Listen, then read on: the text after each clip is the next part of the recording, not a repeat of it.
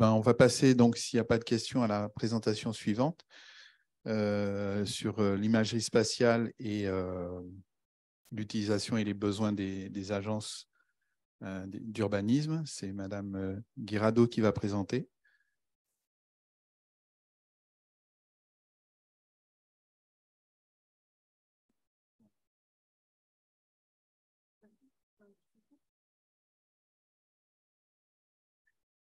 Donc, bonjour à toutes et à tous. Je me présente, je suis Juliette Guirado, donc directrice de l'ODEG, l'agence d'urbanisme de Guyane. Vous pouvez lancer la présentation. Peut-être quelques mots rapides sur l'agence d'urbanisme. On a été créé en Guyane il y a 45 ans maintenant. Et du coup, on accompagne les collectivités et l'État dans toute leur politique d'aménagement du territoire. Et vous le verrez dans la présentation, là, l'idée, c'est de vous dresser un peu un portrait des enjeux des agences d'urbanisme en France hexagonale et en Outre-mer. Et puis, nos enjeux locaux, donc proprement guyanais, et puis voir quelles applications possibles les agences d'urbanisme ont initié sur le territoire national. Un exemple d'une application qu'on a développée sur le territoire. Et puis, voilà, après, je répondrai bien évidemment aux questionnements. Par rapport au paysage des agences d'urbanisme au niveau national, il faut savoir qu'il y a 52 structures aujourd'hui dénommées agences d'urbanisme, donc beaucoup sur le territoire de France hexagonale et de plus en plus en Outre-mer. On a notamment donc notre sœur martiniquaise. On a également une agence d'urbanisme à La Réunion, une plus récemment créée en Polynésie française et la dernière créée, celle de Mayotte. Et donc, on travaille effectivement en réseau et sur ces sujets et plus globalement sur le sujet de la connaissance territoriale. On échange volontiers sur nos retours d'expérience, on partage un certain nombre de méthodologies et donc on peut aller jusqu'au transfert de compétences d'agence en agence, voire à destination des territoires sur lesquels on intervient. Alors. Ah oui, ça a marché. Donc, concernant les enjeux nationaux autour des agences d'urbanisme, donc on est réglementé par un article du Code de l'urbanisme qui précise le champ d'intervention de ces structures. Je n'ai pas précisé, mais elles ont toutes, donc les 52, elles ont un statut associatif, donc avec une gouvernance partenariale. Ici, en Guyane, toutes les collectivités sont membres, l'État, les chambres consulaires, etc. On a au sein du réseau national une mission essentielle d'observation du territoire, bien évidemment centrée sur les sujets des dynamiques urbaines. Et donc, on intervient, la première agence, elle a été créée il y a 55 ans sur le territoire national. Et donc, du coup, on a vraiment des objectifs de compréhension du territoire, d'analyse du territoire et avec des sujets parfois hyper précis. Donc, j'ai donné quelques questions. Par exemple, voilà, on a des collectivités qui viennent nous voir et qui disent, qui souhaitent en fait qu'on fasse une cartographie des terrains, donc libres, dans Creuse, sur de plus de 500 mètres carrés. Donc là, forcément, il y a un sujet cartographie très important avec des reconnaissances souvent par photo aérienne ou d'autres données d'entrée. Des sujets, par exemple, sur le nombre d'habitants qui vivent à moins de 400 mètres d'un arrêt de bus, de la cartographie des entreprises qui sont présentes sur les zones d'activité. Je viendrai plus dans le détail sur les différentes thématiques sur lesquelles les agences travaillent. Mais en gros, voilà, on a, de par ces compétences et une appétence importante des territoires à nous pousser vers des niveaux de connaissances les plus précis possibles, donc qui vont de l'échelle de la parcelle à l'échelle des grands territoires, y compris régionaux. On a du coup développé des outils donc cartographiques. Et effectivement, les agences d'urbanisme disposent de systèmes d'information géographique à peu près depuis le début des années 80, voire début des années 90 pour certaines. Et un des défis qu'on partage avec tout le réseau, et c'est encore plus vrai aujourd'hui en Guyane, parmi nos défis du quotidien, c'est de trouver des données qui vont être qualifiées comme bonnes, pertinentes et justes. Donc, c'est-à-dire qu'une donnée, logiquement, elle est censée être la réalité du territoire tel qu'on le voit, tel qu'on le perçoit. Et également, on doit être à l'initiative de parfois création de nouvelles données, donc de connaissances territoriales. Et donc, pour ce faire, nous sommes attendus sur le territoire national pour développer, initier tout un tas de méthodes d'exploitation et d'analyse de données.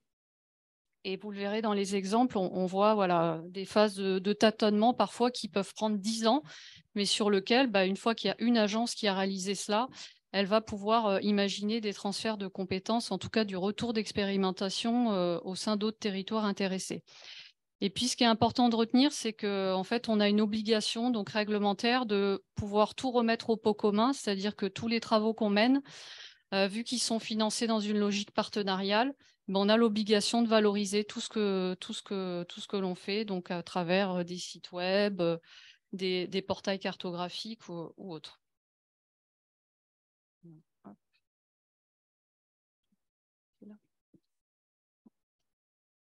Toujours sur les enjeux nationaux, ce qu'on voit sur les thématiques, alors ici elles sont jetées un petit peu voilà, pêle-mêle, et c'est pas exhaustif, mais en tout cas il y a des thématiques sur lesquelles actuellement le réseau des agences d'urbanisme travaille, et que pour alimenter toutes ces thématiques, je ne viendrai pas plus en détail parce qu'effectivement ça ressemble beaucoup à ce qui a été dit tout à l'heure par l'équipe de CISE.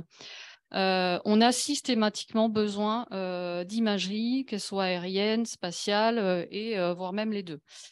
Et à chaque fois, pour explorer toutes ces thématiques, on a un besoin de vraiment très haute résolution, puisqu'en fait, on décrit parfois à la parcelle les phénomènes, par exemple, de trame verte et bleue. Donc là, il s'agit vraiment de travailler parfois à la grande, mais parfois à la petite échelle. Mais l'idée, c'est que parfois, la trame verte et bleue se situe à l'échelle d'un quartier, ou elle peut se situer à l'échelle régionale, par exemple, sur des documents de planification majeurs. Le sujet des îlots de chaleur urbains, effectivement, ça va être intéressant d'être à l'échelle d'une ville, mais également à l'échelle des quartiers. Donc, plus on va aller à des niveaux de finesse importants, donc effectivement, on est les premiers demandeurs d'utilisation de ce type d'imagerie, donc aérienne ou satellitaire. Donc, concernant les enjeux locaux, donc propres au territoire guyanais, donc on a un certain nombre de projets donc portés par l'agence, donc à la demande des membres et partenaires, donc en premier lieu les collectivités qui sont membres de l'association. Donc déjà, on a une mission première de suivre les dynamiques urbaines, puisque effectivement, c'est en explicitant, en comprenant les dynamiques de la ville, donc passées ou récentes, qu'on va pouvoir préparer la ville de demain. Et donc, j'imagine que voilà, pour les Guyanais convaincus, mais peut-être les personnes qui arrivent sur le territoire à l'occasion de Progisat, on a un territoire qui est complexe, et c'est important de le rappeler, puisque en fait, on a du coup une obligation parfois d'innover ou de tester des choses, parce qu'en fait, dupliquer des modèles qui ont marché ailleurs ne marcheront pas systématiquement en Guyane. Donc, en fait, à territoire exceptionnel, dit réponse exceptionnelle. Ensuite, on a effectivement, du coup, sur le territoire, et effectivement, CISE l'a bien fait remonter, on a des besoins immenses sur une gamme et sur une thématique très, très étendue. Et vu qu'on est très, très exigeant, on veut tout de suite, puisqu'on a souffert pendant très longtemps d'un manque de données, d'un manque d'informations, et surtout d'images les plus précises et les plus fiables possibles. Et donc, c'est vrai que ce qui est important, c'est que notamment pour des dynamiques urbaines, mais on peut également dire la même chose sur des dynamiques littorales ou des dynamiques agricoles, on a un territoire qui est qui évolue très rapidement. Et donc, on a besoin constamment d'une espèce de fraîcheur des données. Et donc, on va volontiers chercher la dernière donnée. Donc, ce matin, à l'Observatoire de la dynamique côtière, on a eu une image satellite d'Awala Yalimapo, prise il y a 15 jours. Donc, qui illustre effectivement une position de trait de côte, une position de trait de phase, de bande vase la plus récente possible. Donc, concernant les travaux réguliers de l'Agence d'urbanisme de Guyane, donc on travaille aux côtés des collectivités locales sur leurs documents d'urbanisme, donc les documents de planification, et notamment avec des sujets donc, dans les premières phases de diagnostic de territoire. Et donc, il n'y a pas une thématique sur laquelle on n'a pas une photo aérienne et ou une image chat qui vient derrière alimenter un certain nombre d'éléments d'analyse. On travaille depuis 20 ans, je vous montrerai tout à l'heure, sur le suivi de l'urbanisation et notamment l'urbanisation spontanée. On travaille de plus en plus et on va être amené à travailler sur l'analyse des gisements fonciers. Donc, c'est tout le foncier libre qui va pouvoir être mobilisé pour des projets d'aménagement, des projets d'équipement ou des projets de développement économique. Sur le développement économique, on a un atlas cartographique des zones d'activité, donc emprise des zones et puis relevé des entreprises. Et sur l'imagerie, mais je viendrai illustrer tout à l'heure, on utilise quasiment au quotidien l'imagerie aérienne, donc depuis quasiment début des années 80. Et le satellitaire, on a eu par le passé des expérimentations peu concluantes, de par la qualité qui n'était pas forcément extrêmement intéressante pour nous à des échelles urbaines. Mais effectivement, aujourd'hui, avec les nouveaux capteurs et les nouveaux produits qui sont quasiment pas assimilables à de la photo aérienne pour certains, on a des développements assez prometteurs, en tout cas pour les travaux de l'agence au profit des collectivités. Alors là, c'est un exemple d'une étude sur laquelle, voilà, régulièrement, ça a été dit tout à l'heure par l'équipe de CISE, on travaille à l'agence depuis 20 ans sur le suivi de l'urbanisation spontanée, donc des constructions, la plupart des maisons construites sans autorisation, donc sans permis de construire. Donc là, très simplement, on va venir pointer les constructions où il y a des permis de construire et on voit finalement ce qui n'a pas fait l'objet de permis de construire et on va, par déduction, supposer un défaut d'autorisation d'urbanisme. Donc la méthode, rodée depuis 20 ans, mais qu'on cherche à améliorer régulièrement, c'est de pouvoir pointer d'après des photos aériennes. Néanmoins, depuis quelques années, on commence. Alors la première, je crois qu'on avait fait une acquisition d'une image spot. Bon, c'était pas exceptionnel, c'était il y a à peu près 15 ans. Voilà. Donc là, on utilise volontiers les images Pléiades. Là, par exemple, sur la photo, enfin l'image de gauche, on voit le village de Sainte-Rose de Lima. Donc, quand on arrive de l'aéroport au niveau de la commune de Matoury, hasard, un nuage nous embête pour pouvoir pointer effectivement les constructions sans permis. Et encore un hasard, mais effectivement, c'est particulièrement sur ces zones que le développement de l'urbanisation se fait. Là, ici, vous avez un comparatif donc, sur le site de Loca, donc le village de Loca sur le Maroni, sur la commune de Papaïcheton, où on a mis donc, en haut une prise de vue aérienne, donc, avec une précision extrêmement importante, et puis une image satellite, et qui nous montre sur le niveau de précision, effectivement, les différences d'appréciation. Donc, quand on est typiquement face à des constructions qui sont extrêmement denses, et avec des matériaux très composites, donc c'est-à-dire, je m'exprime, des toitures faites avec des matériaux de récupération parfois, donc ce qui est fait le gros des constructions en Guyane. On a du mal avec l'imagerie satellitaire de pouvoir vraiment, si on n'a que ce support, de pouvoir bien diagnostiquer la situation. Parfois, donc, il y a des travaux de terrain qui sont faits pour compléter les données, on va dire, créées depuis le bureau. Mais en tout cas, voilà, volontiers, on utilise les deux types d'images, mais c'est systématiquement avec, pour le moment, l'imagerie, donc prise de vue aérienne, qu'on a pour le moment les meilleurs résultats. C'est encore plus flagrant ici, où là, on a eu un travail important de disqualification des serres agricoles, puisqu'en fait, on voit que sur les 5 dernières années, on a un nombre de constructions de serres agricoles extrêmement importantes en Guyane. Donc, ils n'ont pas fait l'objet de permis, mais par contre, qu'on fait l'objet de beaucoup de financement. Donc, forcément, il y en a beaucoup, il y en a partout. Et donc, du coup, on a, à travers les ateliers qu'on a menés avec les collectivités et l'État, fait un focus sur cette thématique. Donc, il a fallu isoler tous ces objets, entre guillemets, Et donc, on est venu en précision discriminer ça. Donc là, il n'y a pas photo, en fait, hein, c'est vraiment le cas de le dire. Entre celle de gauche, on a une photo aérienne. Donc déjà, c'est très confus, hein, parce que là, en l'occurrence, c'est des cerfs qui ont été abandonnés. Mais on voit très bien qu'effectivement, là, on aperçoit des cerfs. Donc, on arrive à peu près à en compter le nombre. Là, sur l'image satellite, là, tout de suite, donc on identifie que c'est une serre, mais de là à détecter le nombre exact de structures présentes sur le terrain, si on n'avait que ça, il fallait absolument compléter avec des données de terrain.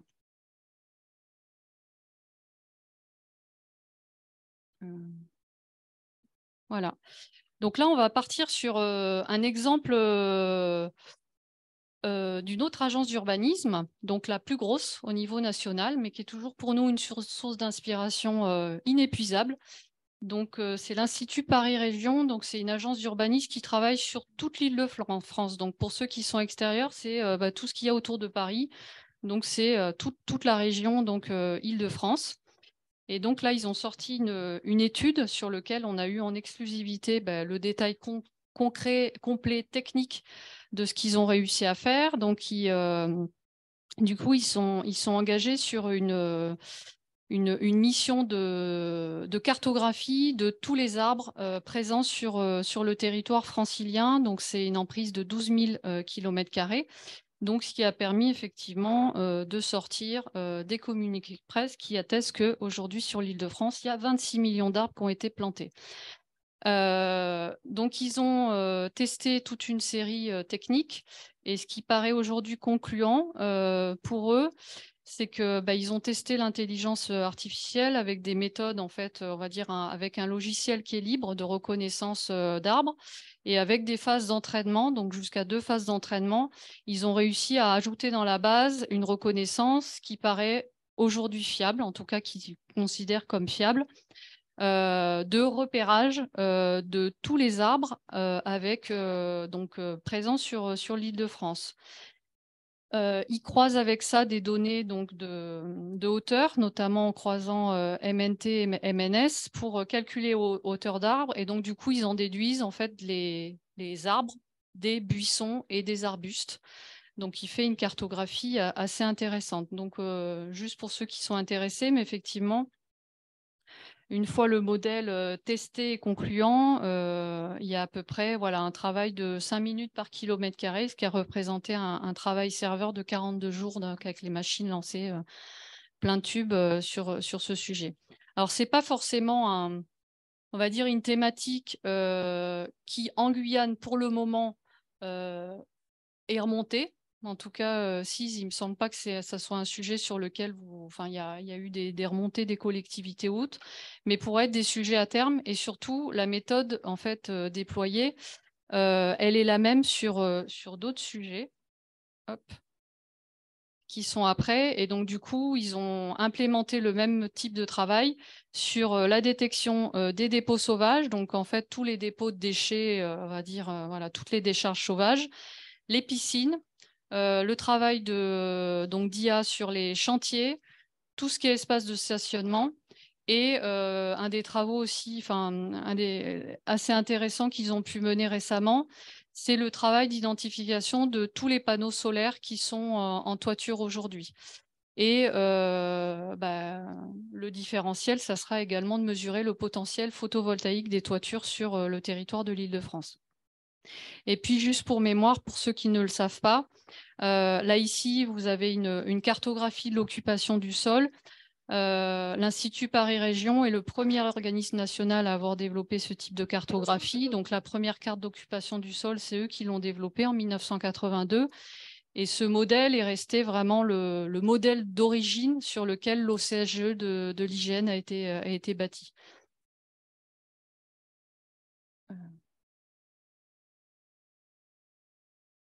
Voilà, des sujets qui sont du coup, pour le coup, occupation des sols, remontés comme un besoin essentiel pour la Guyane. Un des sujets, nous, qui nous intéresse particulièrement pour le territoire et sur lequel on a une expérience de plusieurs agences d'urbanisme, celle-ci en particulier est intéressante, c'est l'agence d'urbanisme de la région autour d'Angers, donc qui travaille sur les îlots de chaleur urbains. Donc, il faut savoir que c'est une thématique sur laquelle on est très, très en retard par rapport à d'autres territoires de l'Hexagone et d'outre-mer. Mais là, typiquement, cette agence s'est positionnée sur donc, les îlots de chaleur avec 3 objectifs. L'idée de pouvoir diagnostiquer et cartographier les îlots de chaleur, comprendre ce qui engendre ces îlots de chaleur et surtout savoir quels sont les moyens d'agir sur ces îlots de chaleur. Voilà, donc ils ont commencé par un travail de cartographie des températures de surface. Donc, comme on peut le voir sur les 2 cartographies, donc à gauche et au milieu. Donc, leur technique, c'est qu'ils ont essentiellement utilisé des images donc, spatiales, pour le coup, donc avec du Landsat 8, avec une résolution de 30 mètres, avec effectivement des capteurs infrarouges.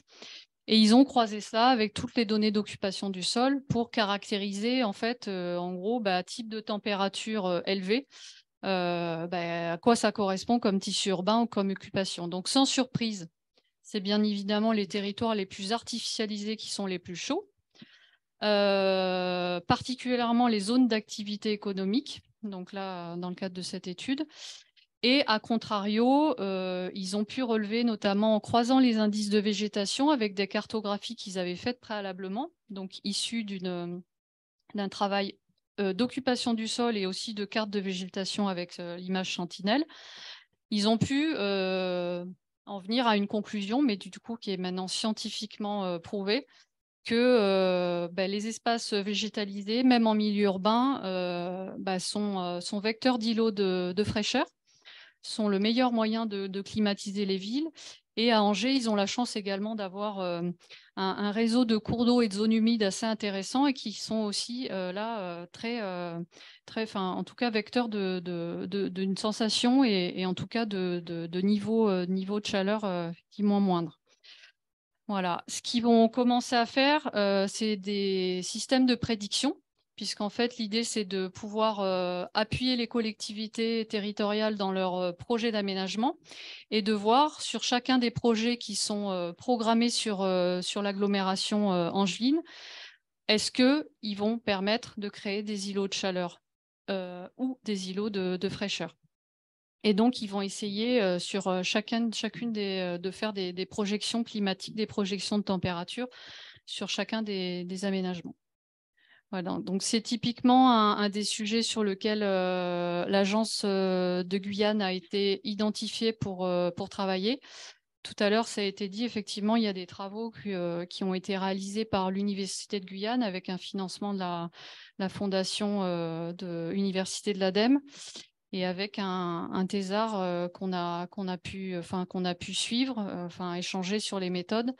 Mais pour le moment, aucune diffusion des données ne sera possible. Et donc, on risque de devoir refaire le travail, malheureusement. Mais en tout cas, pour le moment, ce qui a été annoncé, c'est que l'université vendrait ce type de données à la demande des collectivités si elles le souhaitent. Voilà, mais il n'y a pas comme ce qu'on pouvait imaginer un transfert de compétences. Donc c'est pour ça que voilà, on a commencé à faire un tour d'horizon de ce qui est disponible au niveau national pour voir dans quelle mesure le transfert de compétences se ferait de la France hexagonale à la Guyane sur ce genre de sujet nouveau pour le territoire.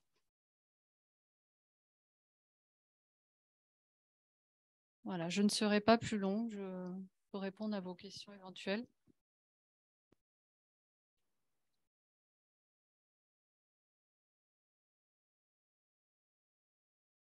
Oui. Oui. Merci Juliette. Est-ce que vous avez besoin aussi de données sur l'élévation du sol, la topographie pour, par exemple, la cartographie de l'habitat illégal? Tu as montré des images, le bord du fleuve, sur le littoral, peut-être aussi dans les zones de bas-fond. Est-ce que vous manipulez ce genre d'informations? Alors, je l'ai pas précisé, mais effectivement, on aurait pu. J'ai mis qu'un exemple sur la Guyane de ce que l'agence fait, et notamment avec les comparatifs photos aériennes et ImageSat, parce que c'était ça un peu c'est quand même un peu ça le sujet de la semaine là. On travaille beaucoup sur le sujet de la connaissance et la prévention contre les risques. Et dans ce cadre-là, oui. Alors là, on ne fait pas de distinction de est-ce que la maison elle a un permis ou pas de permis. La résultante est la même. La personne ou l'équipement, l'infrastructure, elle est en danger. Donc effectivement, il faut agir. Il y a des tests qui ont été faits, par exemple, par la DGTM sur l'utilisation d'imagerie satellitaire sur la question des débordements du Maroni, donc des crues du Maroni. Donc, ça donne des résultats très intéressants donc, qui illustrent vraiment les crues qu'on a connues en 2021 et 2022. Mais néanmoins, quand on s'intéresse à des sujets concrètement, parce que nous, les questions, elles sont très pragmatiques des collectivités, c'est combien de personnes je dois reloger, est-ce que ça touche les équipements publics, est-ce que j'ai des réseaux à mettre en sécurité, voilà. Et donc là, l'imagerie satellitaire n'arrive pas, enfin, on n'arrive pas à ce niveau de détail. Et donc là, il y a des sujets effectivement d'altimétrie. Donc il y a des lidars qui ont été commandités, commandés en Guyane, qui sont arrivés. Mais là encore, voilà, c'est des données sur lesquelles déjà on a besoin de monter en compétence, je trouve, de manière collective sur ces sujets.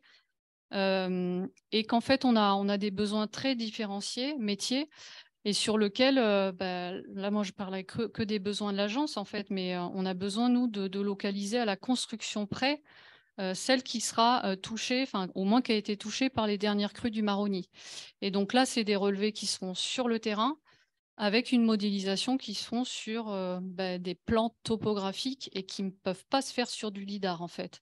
Donc on a été obligé sur notamment pour le moment 2 communes du Maroni à commander des dérivés des produits lidar pour produire des plans topo. Je pense notamment à la commune de Grand Santi et la commune de Papaïcheton. Voilà. Donc c'est pas des coûts énormes, mais là encore c'est des sujets qu'il faut évoquer ensemble parce qu'effectivement le manque de données et le besoin de connaissances est assez criant. Ouais.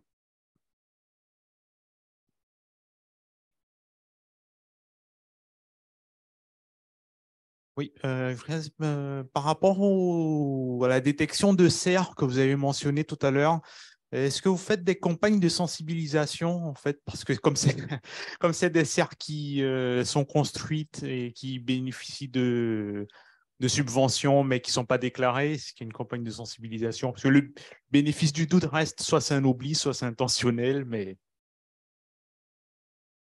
Alors, ce n'est pas l'agence qui va se charger de ça. Par contre, effectivement, dans le groupe de travail qui s'est réuni tout au long des différents, de l'étude, notamment urbanisation spontanée, ça a été identifié comme un sujet majeur donc l'ex-DAF, donc maintenant DGTM, et de la Chambre d'agriculture. Donc, c'est des choses qui ont été remontées. Et je sais qu'en fait, la CTG également, qui a apporté ce niveau de financement, a été sensibilisée là-dessus. Donc ça, ce n'était pas un niveau d'exigence administrative pour bénéficier de cette subvention, mais a priori, les choses ont été modifiées. Alors après, je vais répondre de manière assez spécifique, c'est-à-dire qu'en fait, on ne peut pas punir si on n'explique pas en fait les choses, et que en fait, l'agence depuis 20 ans plutôt encourage les acteurs publics à aller vers de la régularisation plutôt que de la sanction. Dans la mesure où là, nos études démontrent que, là, je ne l'ai pas expliqué, mais effectivement, c'est important de le rappeler. Il y a, sur les communes du littoral, on est à peu près donc une construction sur 2 qui n'a pas fait l'objet de permis de construire. Donc, on ne va pas raser une moitié de Guyane, enfin une moitié de littoral. Et là, on vient de terminer donc cette étude urbaine spontanée. On a fait un test sur donc Papaïcheton. Papaïchon, c'est 87% des constructions qui n'ont pas fait l'objet de permis de construire. Donc voilà, là, il y a beaucoup de pédagogie, effectivement. Donc on essaie de construire une boîte à outils avec les collectivités locales. Et puis après, chacun est libre de pouvoir s'emparer du sujet. Et après, voilà, l'État a sa compétence, les collectivités ont la leur, les EPCI aussi sont compétents sur ces sujets. Mais voilà, on ne peut pas tout faire. Et puis surtout, on reste à notre place. Voilà, on ne se substitue pas du tout aux collectivités. alors là, c'était surtout par rapport aux cerfs, parce qu'effectivement, le sujet de l'habitat spontané, c'est une problématique un peu plus vaste, un peu plus grave qui… Voilà, c'était surtout spécifique au CER, en fait, ma question, mais c'est répondu. Bon, merci. Après, pour préciser, c'est n'importe quelle construction, une fois qu'il y a un permis, c'est de la fiscalité qui rentre dans les caisses des collectivités pour l'aménagement du territoire. Donc, ça a un sens aussi de tout déclarer pour avoir une assiette fiscale qui soit la plus juste possible, la plus équitable et surtout la plus profitable au territoire. Bien, s'il n'y a pas d'autres questions, merci beaucoup.